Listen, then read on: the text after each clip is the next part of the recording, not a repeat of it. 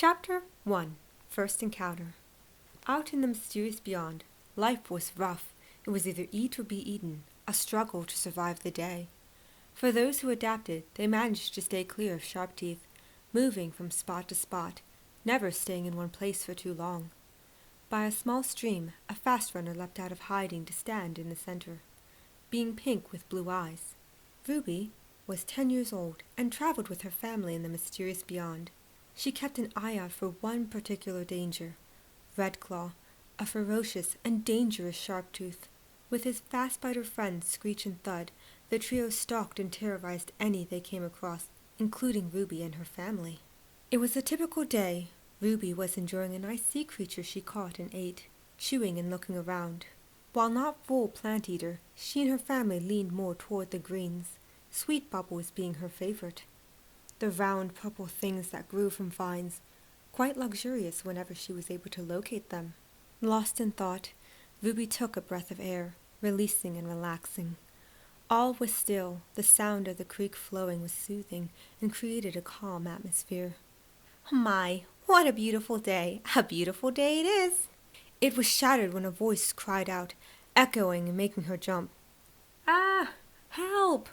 The voice came from a boy, calling for assistance, along with splashing. Hurrying, fearful it might be one of her brothers, though they could swim. Regardless, her protective instincts told her to run like the wind, to where the boy cried out in panic. Someone! Help! When she arrived, she saw a pair of Sharptooth peering down a steep ledge to a small pond where water splashed, ripples flowing out from where someone thrashed. The individual who flared about and coughed, taking on water and sinking faster. While afraid of the predators, she backed up and took a running start, plowing ahead and jumping out from the land, diving in, leaving only a small splash. Bubbles flowed from where the small creatures sank, Ruby unable to see the being, her vision blurry under the surface as she moved toward the boy. Her arms went around his chest, and she swam upward, kicking her legs and pulling him to get air. When she surfaced, she heard coughing, glad to hear he was alive. Mommy! Daddy!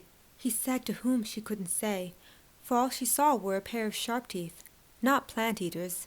Strangely, they looked down to her with happy expressions, almost smiling. If not for the fact they were meat-eaters, she'd grin back instead of holding an uneasy expression. That begged the question, why were they acting as though she did some heroic deed for them? All she did was help the boy from drowning to his death. Then it slowly hit her. To whom was it she saved? With a worried gaze, Ruby glanced to her side, finding the boy was a small Sharptooth, peering up to her while his hands clung to her. Not only that, but he spoke the leaf-eater language when calling out, instead of the common roars she was used to. He gave her a big smile, having dark light blue skin and red eyes. You can talk as I can, Ruby stated in confusion, blinking a few times. Yeah, my parents are very grateful you saved me from drowning. He translated their purrs and low rumbles. My name is Chomper, and to who do I have to thank? Ruby.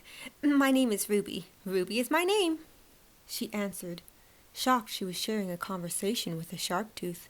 She kicked her feet to keep them above the water, swimming to the edge where a tail dangled down for her to grab. Holding on, she was lifted and placed beside the towering pair. Letting go of Chomper, she saw him go to his parents with his head lowered. Then he made small sounds in the Sharptooth tongue. Oh, if only she could know what they were saying, for whatever Chomper told them, he must have asked them not to eat her, or so she thought. Chomper, we told you not to wander off, Mother scolded, leaning down to rub him on the head. Sorry, Mommy, I was chasing a bug and didn't see the ledge. That's why you must always be aware of your surroundings, Father added harshly, mainly out of concern. Ruby stood by, dumbfounded, unable to believe the three were sharing a conversation. Not that she was one to judge, but like most, she assumed Sharptooth were unintelligent and only went around killing, that they were brainless beasts. Yet here they were, being gentle and kind to their son, going as far as licking her in thanks. For a minute she stood there, frozen and unsure what to do. She could run off and return to her family, or she could stay and learn more about Chomper, the only Sharptooth she ever heard talk. Curiosity got the better of her, and she remained unmoved. Then Chomper turned to her with such an innocent gaze, truly not the eyes of a killer. "My parents hope you'll be okay if we walk you back to your family, for protection purposes, of course," Chomper said, going to take Ruby's hand. "Sure, I don't see why not. I'll just have to let my parents know ahead of time, before they see them and run." The Sharptooth took the lead, while Chomper and Ruby walked between them, acting as shields to keep the young safe. Ruby found it odd, never imagining she'd be in the company of Sharptooth and still be alive. It was quite a miracle, and also a discovery, seeing a glimpse into the world of the Leaf Eater's enemy. She was silent, studying the large female to her right. There really wasn't much difference between a male and female, though she was lighter in skin tone, similar to her mother and father, who were blue and pink. To be polite and break the stillness, Chomper asked, "So, Ruby, do you have any siblings?" "Yes, 2 younger brothers. I'm guessing you're a single hatchling?" "Indeed, it's always been me, my mommy, and my daddy." "Does it ever get lonely, not having anyone to play with?" Glancing to his feet, Chomper's expression became low only for a brief moment. "It's difficult at times to wish to talk to kids who only run away from me. And Sharptooth, well, they can't understand how or why I speak the Leaf Eater tongue. Sometimes I wonder how my folks cope with having such an odd son." "Well, you're their son, and they love you no matter what. That's what parents do," Ruby said, placing her hand on his shoulder. "Besides, being different is nothing to be ashamed of. Think about it. If we were all the same, we'd be pretty boring. Boring we'd be if we were all alike. Look at me. Sometimes I talk weird. That my speech is unusual." "I like how you talk, Ruby. Then again, hearing anyone acknowledge me is a welcome. But how you phrase things, it's really neat. It draws me in." Ruby was taken back, never having anyone compliment her in such a way. It was flattering, bringing a smile to her face.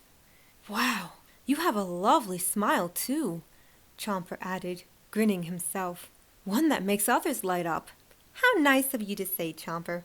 I gotta say, you're a very unique color, blue. Certainly stands out."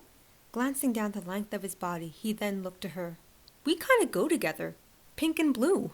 "Yeah, we do, don't we?" While the young spoke, the pair stole a glance or two to see how the fast runner was around their son. Unlike most plant eaters he'd come across, she was the first to treat him as an equal, not fearing him in the least. She was brave, as far as a Leaf Eater went, diving in to help a stranger she'd never even met before. For most who saw Chomper heading their way, fled for the hills, acting as though their tail were on fire. Such was the case with any and all Chomper tried to say a friendly hello to, usually resulting in him having his feelings hurt. After all, the kids in Plant Valley accepted him among them, so why couldn't others? When he grew to be 6, he was able to grasp the concept that they were meat-eaters, which was why plant-eaters would never fully trust him. It was touching to witness the blossoming of a possible friendship, Chomper's mom finding it hard to contain her joy. "Look, dear, they're getting along. Is it not a sight to behold?" "I see. They sure are talking. Wonder what they could be saying. I mean, what would a Leaf Eater have to talk about? How grass tastes?" "Not sure. They're simple creatures after all." "Yeah, I still find it hard to believe he learned to speak with them, especially since he was only a hatchling when he met those Leaf Eater kids." "It was harder for him to learn our language after all." "Thank flesh we found that island to take refuge on, till he was old enough to be out here." "Still, with Red Claw around, we'll never be safe. He's still so small, needs protection till he gets older, gets bigger." "By 12 he should hit his growth spurt like we did. But it seems so far away at this point." "Very far indeed." The parents continued to speak softly, Chomper too busy talking with Ruby to be aware of what they were saying. When they saw a formation of rocks in the distance, Ruby spoke. "Oh, here we are. Here is where we have arrived." She took the lead and paused for them to stop. "I'll go give my family a heads up. Then you can come over and say hello." "Okay, we'll wait here." He smiled at her again, Ruby giving a nod and going to where her family were. Her parents and brother were taking shelter beneath Hanging Rock, a place she knew well, for it was their bunker where they hunkered down to hide from Red Claw. She entered the cave, and her parents walked toward her, glad she returned unharmed and in one piece. Ruby, where have you been? We looked for you, but couldn't see you.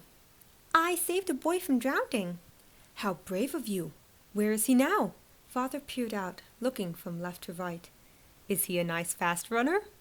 Oh, he's close by with his parents, Ruby answered, trying to find the right words to tell them the boy and his parents were Sharptooth.